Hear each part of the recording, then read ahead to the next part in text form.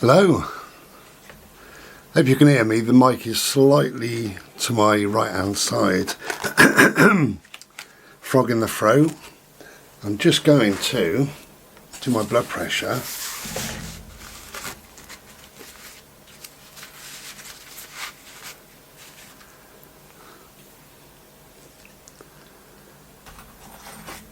Okay, just bear with me.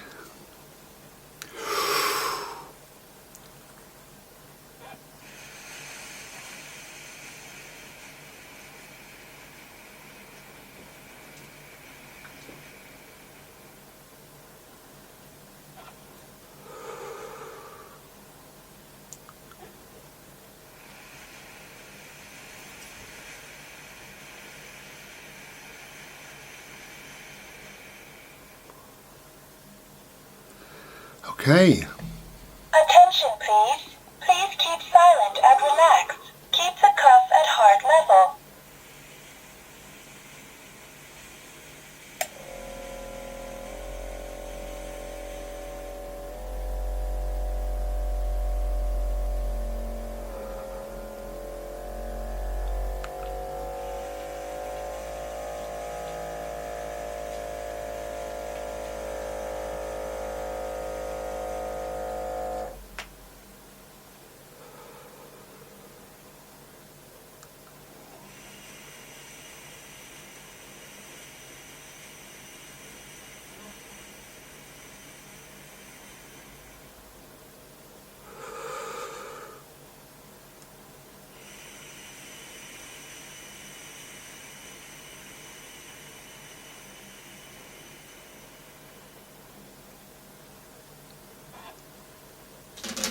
Thank you.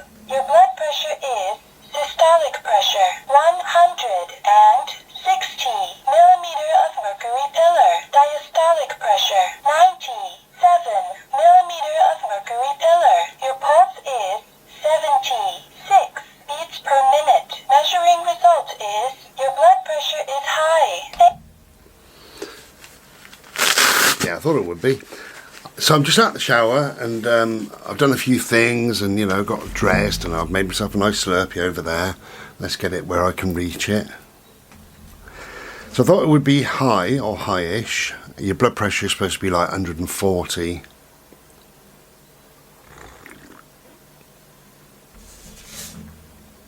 Cheers.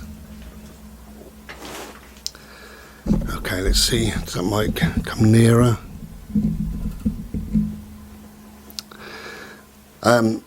Yeah, so I'm a bit hot and a bit red and a bit bothered and all the rest of it. But as you can imagine, just a hot shower. Well, not a hot shower, but just getting out of the shower, getting dried, getting dressed, making a drink, sorting Bodie out, sitting down.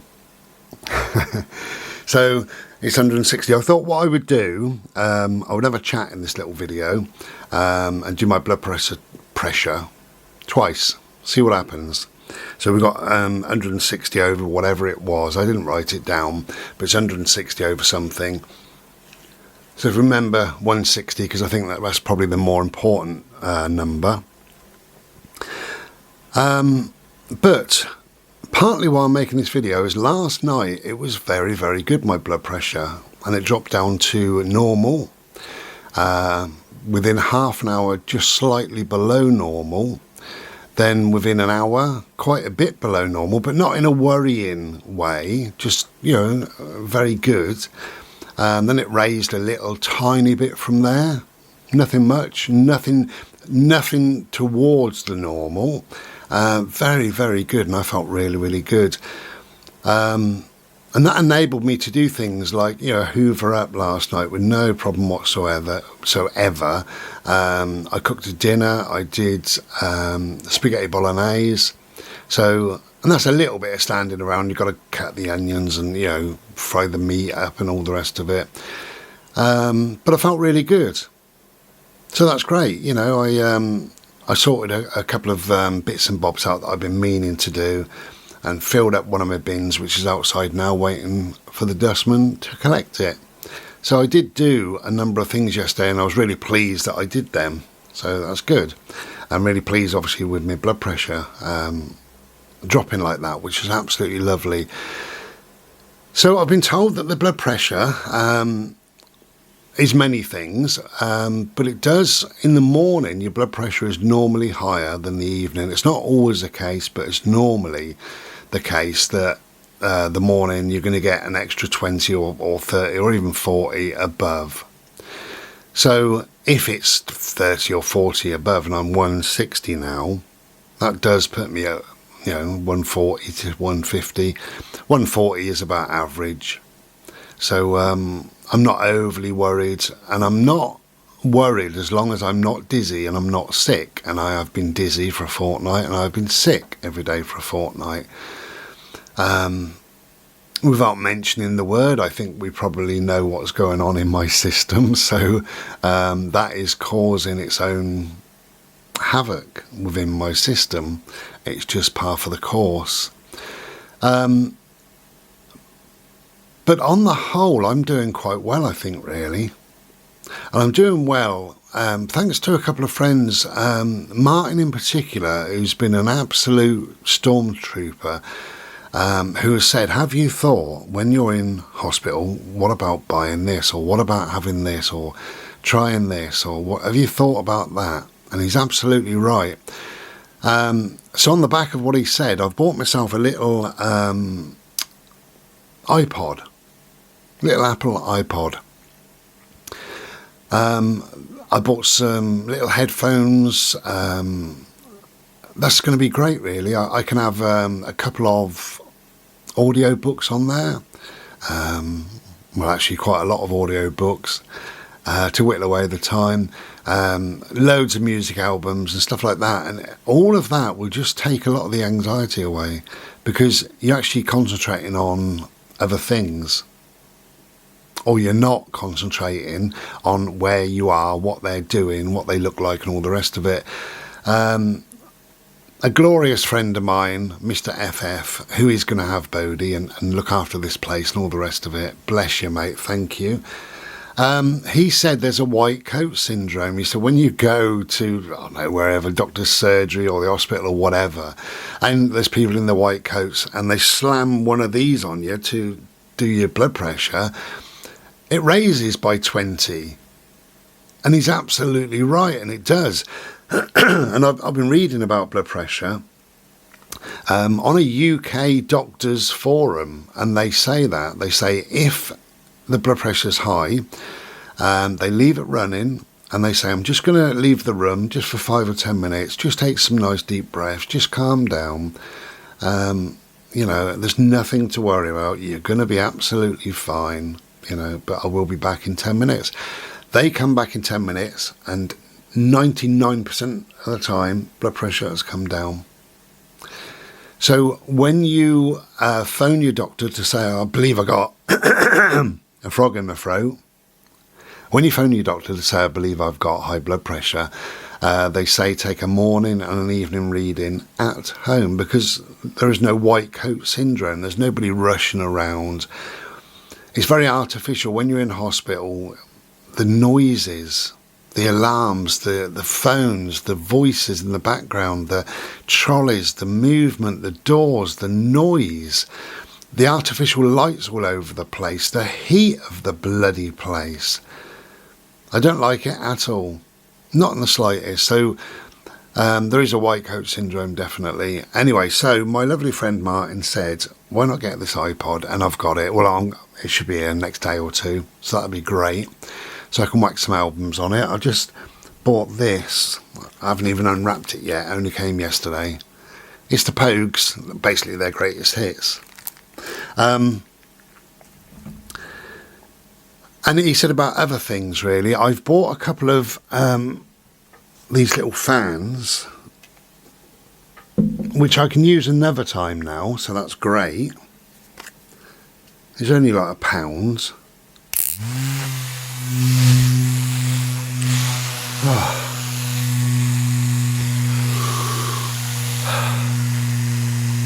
Beautiful. Yeah, they're only about £1, something like that. There we go. And I bought them to take into hospital, 2 of them. And he said, why not get a USB rechargeable fan? which is about 4 or 5 inches, something like that, which is a much cooler air, and it can stand either way. You can put it on your bed next, on your chest, blowing up your face or whatever, or on a chair next to you, or on the little bedside cabinet thing. Absolutely right. So I've bought one of them as well, so that's on the way. And it's all these little things that take a lot of the anxiety away. I'm still, I suppose, deep down, I am nervous about the whole situation, really. That's how I really feel. But all these little things do help. Also, where you put your brain. My brain, I'm trying to think now, in a few weeks' time, about the recovery. And I'll be laid in bed, and the physios will come along. That was a word I couldn't think of in a video I made recently. The physios will come along and they say, come on then, let's get you out of bed. And you might be a bit wobbly, you might feel a bit hot or dizzy or whatever. There may be a pain in your lower stomach. You may be a bit shaky. Your steps may be a bit frail and a bit slow, but they're there to help you and to guide you. And they get you out of bed. Initially, I think, because I've watched a couple of videos, they get you out of bed, but only your legs. So you just sat with your legs out of bed, and you have 3 deep breaths. Lovely. Then you edge forward, and you just gently stand, and just before you stand up completely, 3 breaths. Great idea. Then you stand up with them holding you, and you have 3 deep breaths. Then they sit you at the chair, which is always next to the bed, and you have 3 deep breaths, and that's how it is. And then when you're ready, you have 3 deep breaths. You then stand fully with their guidance. You have 3 deep breaths, and then you take a step, or maybe 2 or 3, whatever you can manage. And if you can turn another 2 or 3 steps back to the seat, sit down and take 3 deep breaths. How wonderful. I think that's a great way of doing things, really. Very slowly, very matter of fact. This is where my brain is at. I'm looking forward to the recovery, rather than worrying about what might be. Where I am now in my head is all this. I went, just recently, I went up the hospital. They just confirmed that the cancer that I've got is, the mark that I've got in the bowel is a cancerous tumour. It's got to come out. So that's fine. They said that. But they over-egged it by saying, there's 1 in so many die of the operation. There's so many die because of the anaesthetics. You could die. This could happen. That could happen. You could die. Yeah, whatever. But what they've failed to tell me is that 90-odd% of people live. And I'll be one of them. And they didn't tell me that. So I came away from there thinking, oh Christ, do I want this or not? Do I just take my chances, see what the universe has to give me, which hasn't been very kind this year? Or do I try and change my brain? Well, I've changed my brain, and I'm thinking, this is how I feel. This is going to sound awful probably. If I die, right, in the surgery, if I die, or if the anaesthetics decide to kill me or whatever, then so be it. I can't do anything about that. I'm not in control of that. That's not part of me. So if that happens, then goodbye and thank you very much. And that's the end of me. We all got to go at some stage. So if it's my time to go, then I'll go. But that's sort of 1%. The 99% that are fine after, which will be me, I will be in that recovery. I will have those physios. I might feel a bit wobbly. I will be listening to my music. Thank you, Martin. I will have my fan blowing on me. I panic. I've got this phobia and this panic of being enclosed in any way. Mostly it's having something over my face. Mostly. I was locked in a car boot. Maybe that's it. I don't know. I was locked in a car boot when I was a little boy, and for quite a long time. And I panicked and panicked and panicked. It was awful. I thought I couldn't breathe. So maybe it's that, I don't know. But then 2020 happens and people decided to start wearing face nappies. And I bought some face nappies and I put them on, and within seconds I hyperventilate and I panic and I sweat and I go red and I can't breathe. Cannot cope with it. It's not the norm for human beings. When did we ever do that? When do we do that when flu's here of the winter? Have you ever seen that? No. Anyway, so I don't wear them. I can't wear them. I panic over them. But just to have some cool air blowing on me, okay, I might be in a hospital setting, but I could close my eyes. I could have this cool air blowing on me. I could be listening to something other than squeaky trolleys and phones and alarms, and that would put me somewhere else entirely, totally. So again, thank you, Martin. Some wonderful ideas there, and we've got to get through life, and whatever life is, but we've got to get through life as easy as possible, and we've got to do it on our terms and find our way through. But also listen to people, because there are people out there far more knowledgeable than you at so many different things. And my friend Martin, he's been in hospital a number of times. He knows the score, and he's a man worth listening to. Simple as that. So, I think all will be well. Yes, I will be nervous and all the rest of it, but I do think all will be well.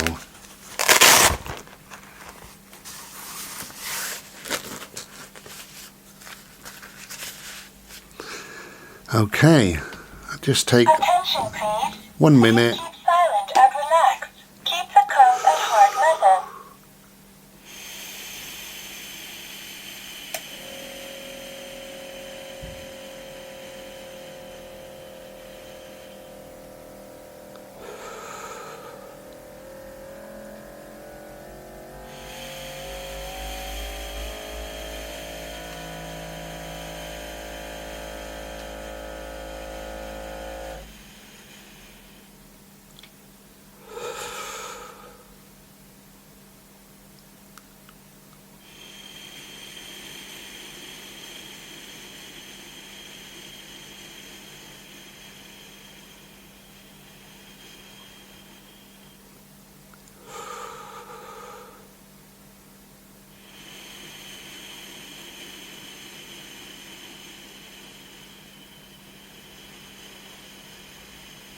Thank you. Your blood pressure is systolic pressure 155 millimeter of mercury pillar. Diastolic pressure 92 millimeter of mercury pillar. Your pulse is 67 beats per minute. Measuring result is your blood pressure is high. Thank you. Wish you a good health. Thank you. So 155, it was 160. So let's come down 5 just in 20 minutes worth of chat, isn't it, really? It's quite a hot day, and as I say, I'm just out of the shower and everything else. So that's probably why it's a bit high. Who knows? Whatever. It's worth investing in one of them if you haven't got one of them. For the price, of what they cost, it's well worth investing in. I don't know what else I've got to say, really. I think I've been... I've been all over the bloody place with this, really. The true inner part of me is deeply concerned and deeply worried.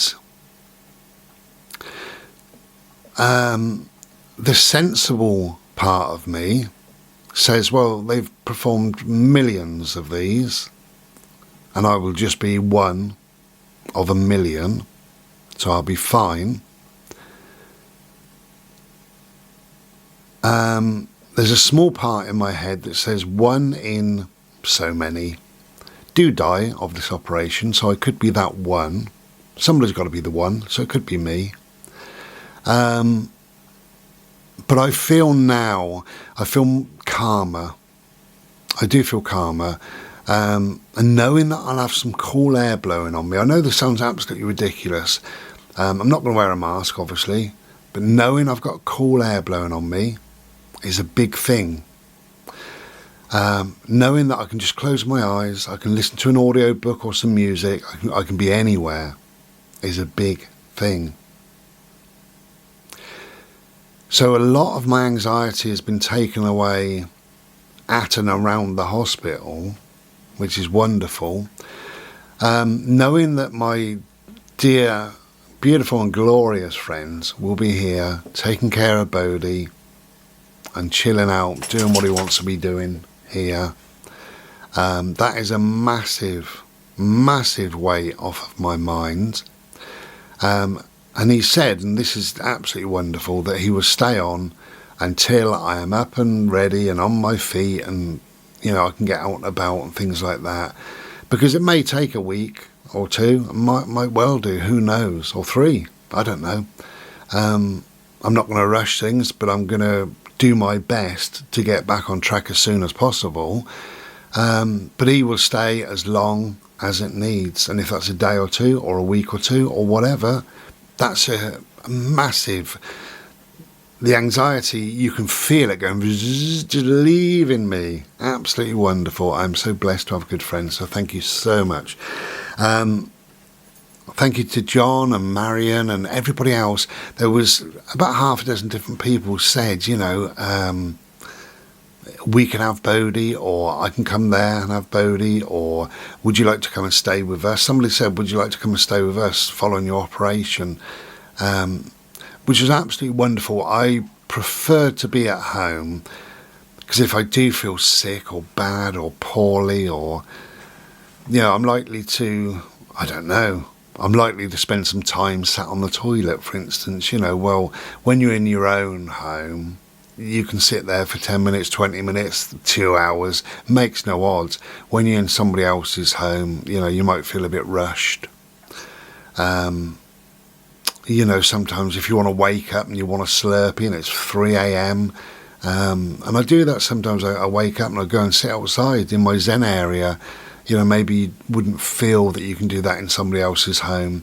It's lovely of the offer and what have you, but the way I've got it and the way it's going to be running with my mate FF, yeah, it's going to be good. It's going to be cool. Plus, I'm looking forward to seeing him, which is nice because we haven't seen each other for some time now. So yeah, all will be well. I'll be back another day. I don't know when. I fiddled around with this mic, trying to get the best possible sound out of it. Although, I don't know.